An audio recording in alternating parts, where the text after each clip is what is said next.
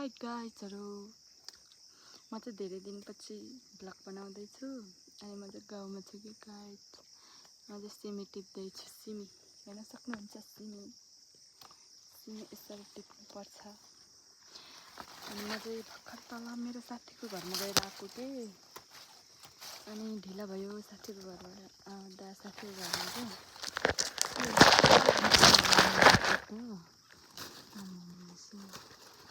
सिमीहरू त रक्तो नै रक्तो छ देख्छु। अनि म चाहिँ मेरो भ्लगमा धेरै दिनपछि मेरो भ्लग हाल्दैछु। सबैजनाले हेरिदिनु होला, सपोर्ट गरिदिनु होला है साथीहरू। मैले चाहिँ सिमी टिपेर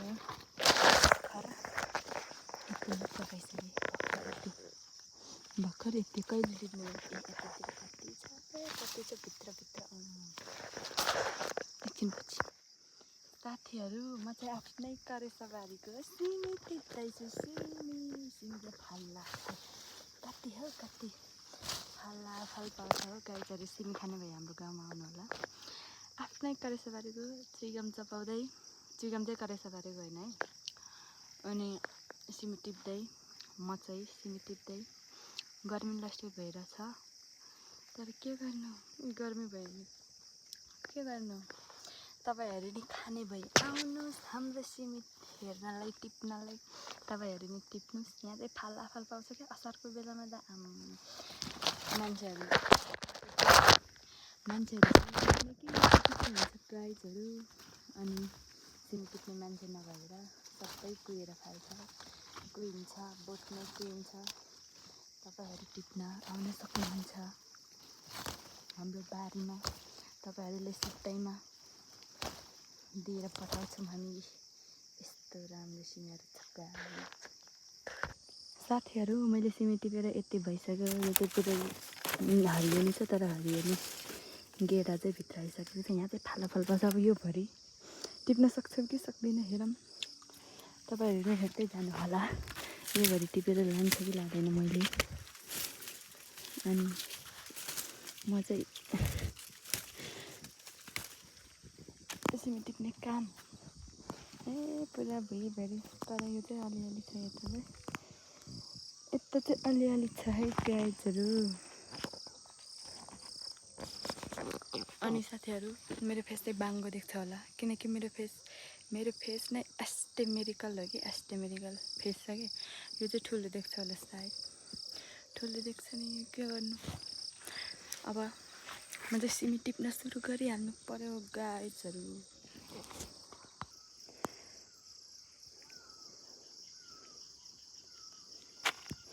साथीहरू मैले यति सिमी टिपिसकेँ यति। अनि यहाँ बाख्रालाई घाँस पनि लगेर जाने। डोको चाहिँ सानो छ। अनि यो डोकोमा चाहिँ मैले सिमी टिपिसकेँ 2 घन्टामा यति टिप्यो साथीहरू।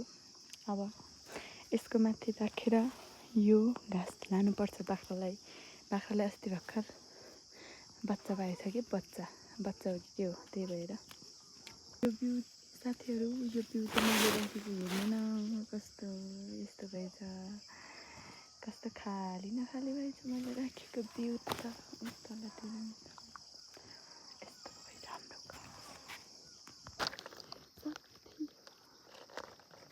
गाइस। म चाहिँ सिमी पनि बोकिसकेँ। घाँस बोक्नु पर्ने छ। घाँस चाहिँ माथि राख्नु कि कता राख्नु भयो।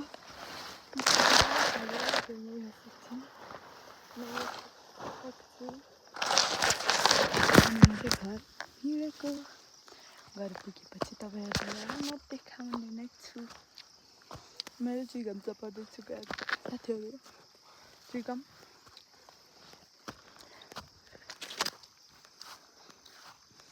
सिमी खाने भए हाम्रो गाउँ आऊ। सिमी खाने भए हाम्रो गाउँ आउनुहोस् है साथीहरू। सिमी खानलाई हाम्रो गाउँमा है गाइजहरू। साथीहरू म चाहिँ घरमा आइपुगिसकेँ। अनि अघि चाहिँ साथीको घरमा यत्रो धेरै कसैले ल्याएको थियो। अब तपाईँहरूले देखाउँछ है साथीहरू। म चाहिँ भर्खर सिमी टिपेर आएको। पछाडि चाहिँ को हुनुहुन्छ? कस्तो नराम्रो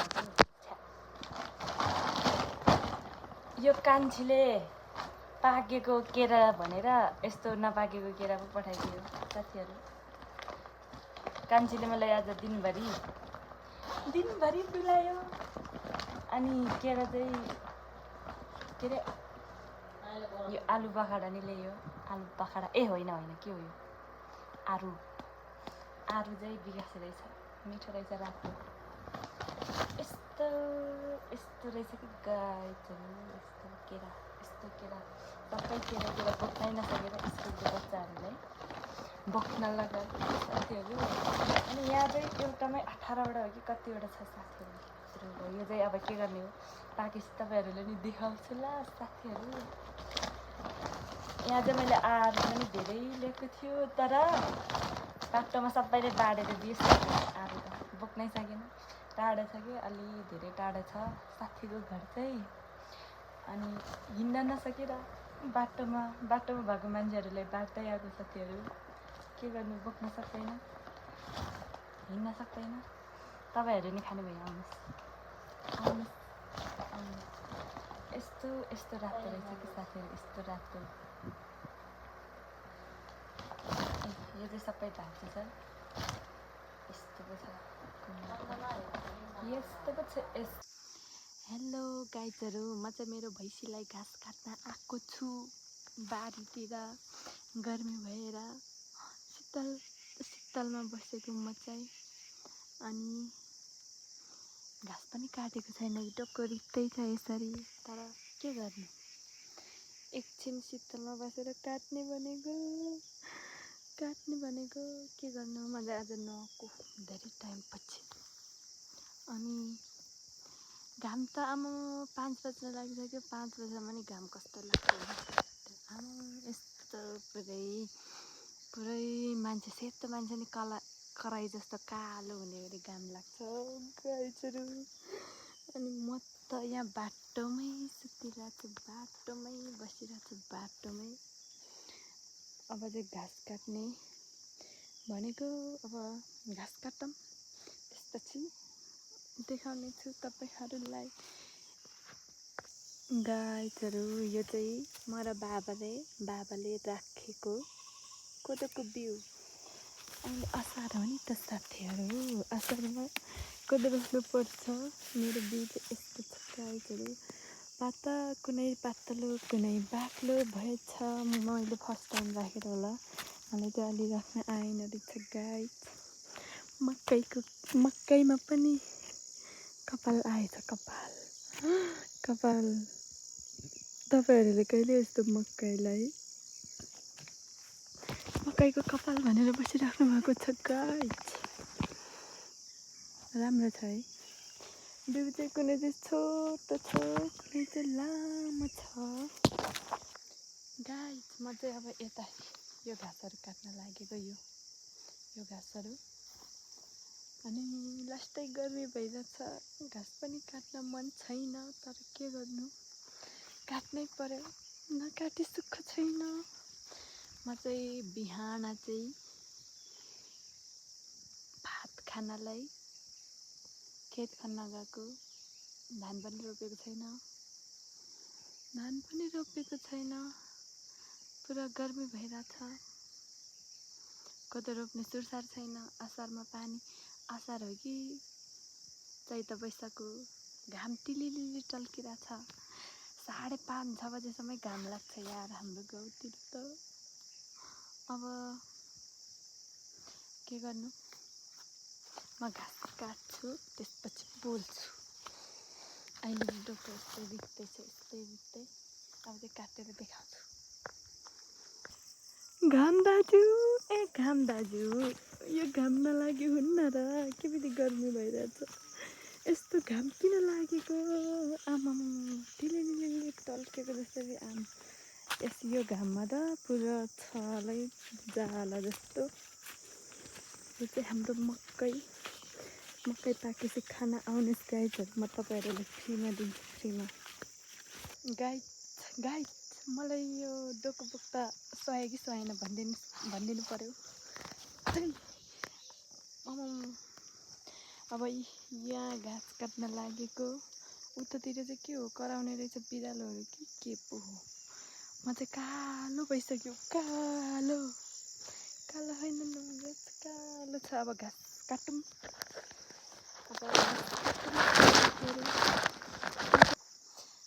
साथीहरू घाँस नकाटी सुक्खा छैन गाउँमा, बर्खामा मोबाइल पनि झल्यो। के भन्नु मलाई चाहिँ भ्लग बनाउन आउँछ लाग्छ साथीहरू। धेरै टाइम 1 महिनापछि भ्लग बनाउँदैछु। भ्लग हाल्न भनेको भिडियो बनाउनु मिल्दैन अडाउँदैन। गाउँमा सेम काम पनि सेम नै हुन्छ के भ्लग बनाउनु सक्यो। आजलाई थाहा छ एक्जाम आइसक्यो, एक्जामको रुटिन आइसक्यो। फाइनल एक्जामको पढेको छैन एउटै, कहिले पढ्नु। अब घाँस काटौँ।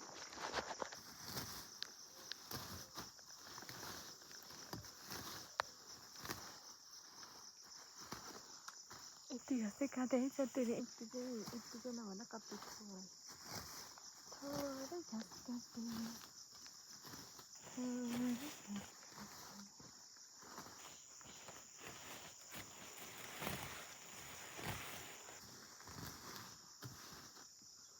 तपाईँहरूले गाउँ राम्रो लाग्छ कि सहर राम्रो लाग्छ साथीहरू कमेन्ट गरिदिनुहोस् है। म चाहिँ एकछिनपछि बोल्छु ल। घाँस पुगिसक्यो, पछि बोल्छु ल गाइस।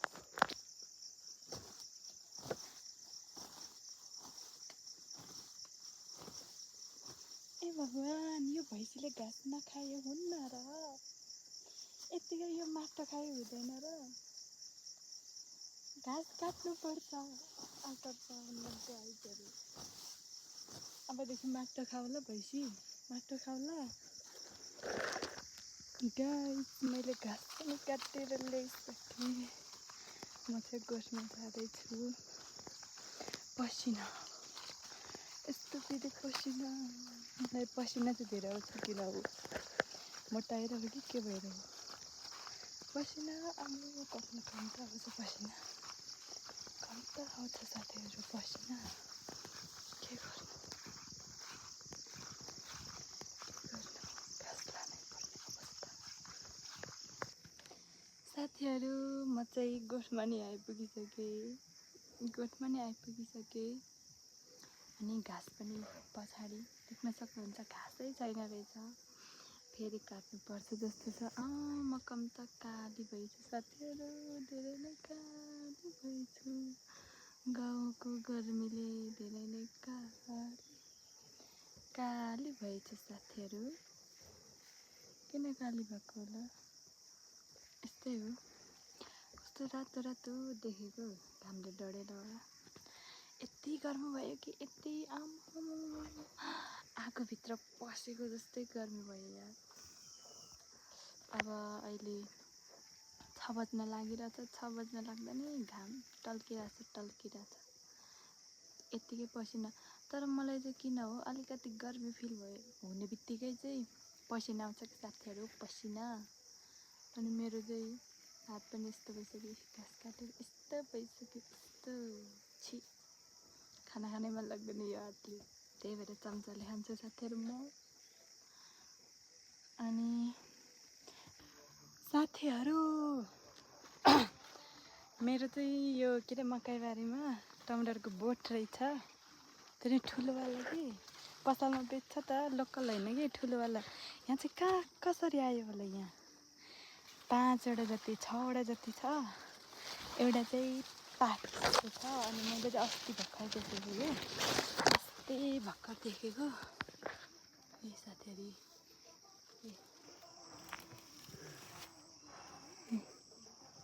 देख्नुभयो। तर किराले खाएछ एउटा त। किराले किन खायो? ऊ तल बोट सानो भएर अनि टमाटर ठुलो भएर बोट ढल्न लागेछ। म चाहिँ अब यसलाई मिलाउँछु। अनि अहिले एकछिनपछि म उता बाटोमा पनि देखाउँछु। बाटोमा चाहिँ साथीहरू लोकल टमाटर, तर त्यहाँ के के अरे बाटोमै के हामी हिँड्ने बाटोमै लोकल टमाटर तर पाकेको रहेछ कि मैले चाहिँ देखेको थिएन भर्खर देखेको गाइस म चाहिँ एउटा पाकेको रहेछ दुईटा पाकेको रहेछ तर एउटा चाहिँ अलि नपाकेकै रहेछ कि अनि म चाहिँ एउटा मात्र टिप्न लागेको त्यो पनि अलिअलि किराले खाएछ अब यो म घर लगेर जान्छु अनि उता बाटोमा पनि देखेको छ 5-6वटा पाकेको रहेछ त्यो चाहिँ लोकल अनि यो चाहिँ रोप्नै पर्दैन आफै आएर बस्छ खुसी टमाटर लभर हो कि टमाटर लभर साथीहरू म चाहिँ साथीहरू यो चाहिँ हामी हिँड्ने बाटो हो हाम्रो गोठमा जाने बाटो अनि यो बाटोमा चाहिँ टमाटर यसरी आएको रहेछ लोकल टमाटर लोकल नानी पाकिसकेछ अब म टिपेर घर लान्छु अचार खानुहुन्छ नि त साथीहरू अनि अब चाहिँ म घर जान लागेको तपाईहरुलाई मेरो भ्लग मन पर्छ भने सबैजनाले like comment share and subscribe गर्नुहोला भन्दै म यो भ्लग यहीँ अन्त्य गर्न चाहन्छु बाइ बाइ साथीहरू।